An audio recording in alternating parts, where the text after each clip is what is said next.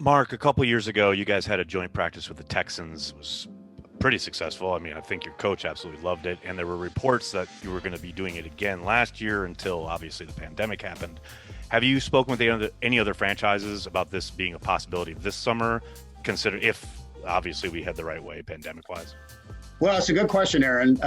And yeah, you're right. I mean, it's something we've talked internally. Matt and I have talked about it. He is a big fan of, the joint practices.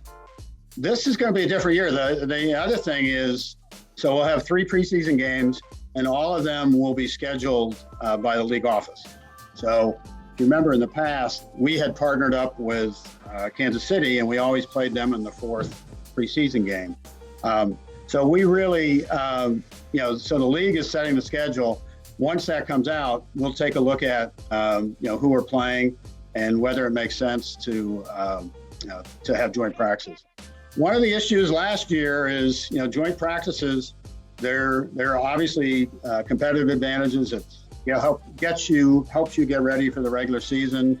You can really get your veterans and your starters really good practice against other teams without some of the risk that you would face in the preseason. But it does amp up the level of practice, and there are more injuries in joint practices. So that was one of the reasons that we did not have joint practice last year. Obviously, the other thing, obviously, we didn't want players traveling,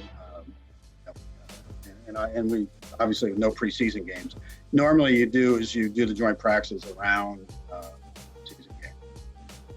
So that's a long-winded way to say that once the schedule comes out, we'll take a look at it.